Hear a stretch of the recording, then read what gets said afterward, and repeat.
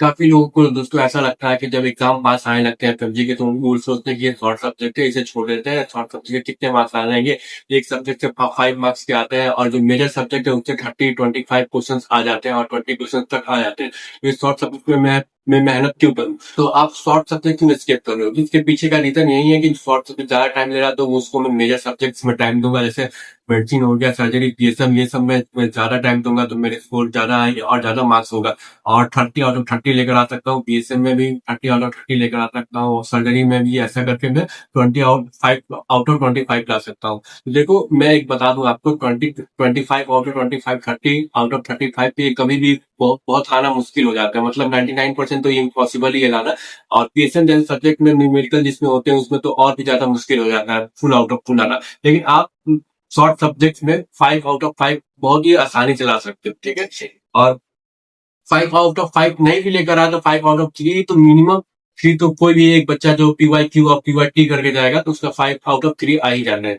तो अब मैं बता देता हूँ, सपोज आप एक मेजर सब्जेक्ट को खत्म करते हो 11 दिन लग जाते हैं, 5 दिन, 6 दिन, 7 दिन ऐसे करके लग जाते हैं। लेकिन आप एक तो शॉर्ट सब्जेक्ट को खत्म करोगे, जैसे सपोज डरमा हुआ, डरमा के लिए मैक्सिमम 2 डेज लगते हैं। 2 डेज में आप डरमा खत्म करते हो तो एक दिन भी बहुत ज्यादा है, ठीक है। 2 डेज में भी आप खत्म कर रहे हो। और जब आप रिवीजन करने जाओगे, रिवीजन ये 4 से 5 घंटे में रिवीजन हो जाते हैं, तो कोई मेजर सब्जेक्ट इतनी जल्दी रिवीजन नहीं हो पाते, ठीक है। सपोज आपको जैसे ये डर्मा हो गया, साइकेट्री हो गया, एनेस्थीसिया हो गया, रेडियोलॉजी, ऑर्थोपेडिक्स, ये 1 2 3 4 5, ये 5 सब्जेक्ट ये 5 सब्जेक्ट आप एक दिन में रिवीजन करके खत्म कर सकते हो, अगर आपने दूसरी तीसरी बार जब रिवीजन कर रहे हो, ठीक है। फर्स्ट टाइम आपको टाइम लगेगा, लेकिन जैसे आप थर्ड टाइम रिवीजन करने जाओगे ये सारे सब्जेक्ट आप एक दिन में कवर कर सकते हो एज ए रिवीजन के लिए, ठीक है।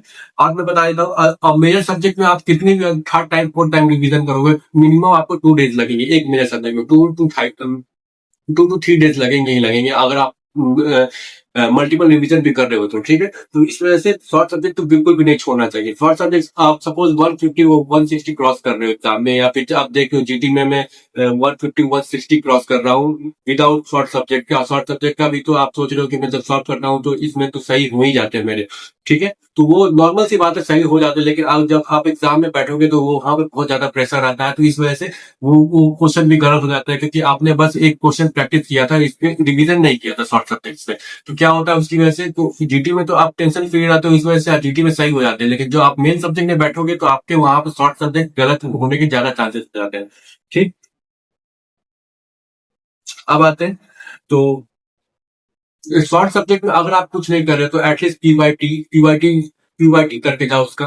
पीवाईटी कर लो या फिर पीवाईक्यू सारे कर लो उसके, क्योंकि पीवाईटी और पीवाईक्यू बहुत ज्यादा रिपीट होते हैं। जैसे मैं सपोज एनेस्थीसिया का एग्जांपल ले लेता हूँ। एनेस्थीसिया में हमेशा मलहम पट्टी आता ही आता है, और एएसए भी आता ही आता है, और कोई सा भी एक एम्बू बैग वगैरह, तो ये सारी चीजें जो है बहुत बार रिपीट करती है, हर बार आता है ये। क्योंकि एक छोटा सा बच्चा ही बता देगा कि ये क्वेश्चन तो आएगा ही आएगा। इस वजह से इन सारी चीजों में से मलहम पट्टी में तो एकदम बिल्कुल भी गलत नहीं होना है। मलहम पट्टी से आपका गलत हो रहा है तो इसका मतलब आप बहुत बड़ा पाप करने जा रहे हो एग्जाम में, ठीक है। तो ये सारी चीजें आपको बिल्कुल भी इग्नोर नहीं करनी है। और डर्मा भी होगा, डर्मा का हमेशा वो एक ड्रग देगा जो प्रेगनेंसी में कॉन्ट्रा इंडिकेटेड रहेगा ड्रग। तो ये सारी चीजें एकदम बिल्कुल नहीं भूलनी है, ठीक है। जैसे विटामिन की कौन सा विटामिन जो है प्रेगनेंसी में नहीं देते हैं, वो डर्मा से एक क्वेश्चन आएगा ही आएगा, ठीक है। और एक कोई सा फिगर रहेगा वो आपको पता करना है। मतलब ये पीवाईक्यू है, पीवाईक्यू आप करोगे तो आपको पता चल जाएगा, ठीक है। और रेडियोलॉजी, रेडियोलॉजी क्या होता है कि आप सर्जरी करोगे या फिर मेडिसिन करोगे, ईएनटी करोगे, इसमें मेजर सब्जेक्ट जो है, मेजर सब्जेक्ट के जो क्वेश्चन होते हैं वो कवर हो जाते हैं। लेकिन जो कोर जो रेडियोलॉजी होता है, जो मेन रेडियोलॉजी का टॉपिक होता है, आप जब पढ़ोगे रेडियोलॉजी की टॉपिक, वो कोर जो होता है बहुत कम होता है। तो बस आप वो 3 से 4 पेज होगा मैक्सिमम, या 3 से 4 पेज से भी कम होगा, आप उसको करके जाओ, आपका रेडियोलॉजी एकदम फुल हो जाएगा। एकदम बिल्कुल भी इग्नोर नहीं करना रेडियोलॉजी को। एक टेक्नीशियन पर चर्चिनेट करके एक क्वेश्चन आता है वो हर बार आ जाएगा, ठीक है। और ये सारी चीजें जो पीवाईक्यू पीवाईटी टॉपिक्स है, इसको तो बिल्कुल भी इग्नोर नहीं करना है। और जैसे ये ऑर्थो फोरेंसिक मेडिसिन, ये बाकी सब्जेक्ट से, ये जो फोरेंसिक मेडिसिन है ये अलग होता है, ठीक है। ये आपको बहुत ही कम कम बाकी सब्जेक्ट से मैच करेंगे, तो इसलिए इस पे आपको थोड़ा सा टाइम देना है। थोड़ा सा टाइम इसमें, अगर आप रिवीजन कर रहे हो तो रिवीजन में भी आप इस पे टाइम देना, क्योंकि ये सबसे अलग 19 सब्जेक्ट में सबसे अलग होता है, क्योंकि इसमें पोस्टमार्टम वगैरह सारी चीजें आती हैं, तो इसको आप लोग अच्छे से पढ़ना। और इससे तो बहुत ही ज्यादा टेकी नॉयर जो होता है वो मतलब इतनी बार रिपीट हो चुका है एफएमजी में, मैं बता नहीं सकता मैं। ठीक है। मेडिसिन में दोस्तों क्या होता है कि वो बाकी सब्जेक्ट 19 सब्जेक्ट से जो रिलेट नहीं हो पाता, ये 19 सब्जेक्ट ये अलग ही टॉपिक इसमें रहता है, इसको सिर्फ आपको फोरेंसिक का क्वेश्चन सॉल्व करना है तो आपको फोरेंसिक पढ़ना ही पड़ेगा, ये बाकी सब्जेक्ट से कोरिलेट नहीं करता होंगे। ठीक है। और जैसे टेक्निनॉयर हो गया, ये सारी चीजें हमेशा रिपीट करते रहती है, तो ये सारी चीजों को बिल्कुल भी इग्नोर नहीं करना, पीवाईक्यू क्यूआईटी ये सारी चीजें आपको करते रहनी है। और ये ज्यादा इस पे दिमाग नहीं लगाना पड़ता है, बस आप लेक्चर खोल के सुन लोगे और अपने नोट्स को एक दो बार पढ़ लोगे, तो ये भी 3 से 4 घंटे में लास्ट मोमेंट पे आप रिवीजन कर सकते हो, इसमें कोई बड़ी बात नहीं है। ठीक है। आप जब भी क्वेश्चन जब रिवीजन करो तो उसके ऊपर क्यू वगैरह लिख दो कि ये पीवाई क्यू है या फिर पीवाईटी है, इस तरह से लिख दोगे तो आप जब लास्ट मोमेंट पे रिवाइज करोगे एफएमटी तो आपको बहुत ही आसानी होगा करने में। ठीक है। और जो शॉर्ट सब्जेक्ट के हैं उसके उसके फायदे क्या होते हैं, सपोज कि आपने कहीं इन्वेस्टमेंट किया 1,000 रुपए किया तो 1,000 का वो 2500 हो जाता है, तो वो शॉर्ट सब्जेक्ट है, क्योंकि आप इसमें सिर्फ पीवाईटी पीवाईक्यू करके जाओगे तो 5 आउट ऑफ 4 आप सही कर लोगे, क्योंकि लो इन्वेस्टमेंट हाई रिटर्न, आपको इन्वेस्ट करो हाई रिटर्न, जैसा इसमें ये पॉलिसी होता है। ठीक। अब आते हैं, और इससे बहुत ज्यादा डायरेक्ट और रिपीटेटिव क्वेश्चन भी बहुत ज्यादा मैच हो जाते हैं, जैसे डायरेक्ट और क्वेश्चन कोई सा भी आप सब्जेक्ट का ले लो, जैसे अभी मैंने एग्जांपल दे दिया था इसका एनेस्थीसिया का मलहम पट्टी, इस तरह से बहुत सारे इसमें टॉपिक है, ये सिर्फ 5 सब्जेक्ट आप पीवाईक्यू करिए, अगर 30 आ गए तो आपको 20-25 तो एक एवरेज बच्चा भी लेकर आ सकता है, इसमें कोई बड़ा इशू नहीं है। और शॉर्ट सब्जेक्ट को हम लोग स्कोर बूस्टर भी बोलते हैं।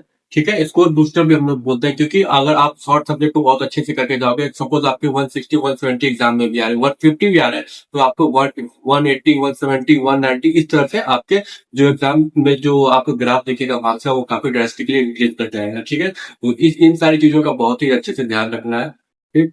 तो स्कोर बूस्टर हो गया, और इजी टू रिवाइज है, ये बहुत ही लास्ट मोमेंट पे आप एक जो रैपिड रिवीजन बहुत ही 3-4 पेज का हर एक सब्जेक्ट का आता है, टर्मेटोलॉजी, अगर आप सिर्फ वो भी पढ़ के जाओगे 1-1.5 महीना पहले से रिवीजन करके, और लास्ट मोमेंट को सिर्फ 3-4 पेज का जो होता है उससे भी काफी क्वेश्चन आपको लड़ जाते हैं। जरूरी नहीं है कि आप इन शॉर्ट सब्जेक्ट का एलआर देखना, एलआर तो बिल्कुल भी मत देखना, 3 से 4 घंटे का एलआर अगर होता है तो 3 से 4 घंटे का एलआर आप देखोगे तो उसमें बहुत ज्यादा टाइम टेकिंग हो जाएगा। आप सपोज धर्मा आपको एलआर बिल्कुल ही मत कर, आप वो जो नोट्स है आपने वो नोट्स पढ़ा है ना, वो 2 घंटे में आप धर्मा का सिर्फ नोट्स खत्म कर सकते हो रिवीजन करके, 2-2.5 घंटे में मैक्सिमम।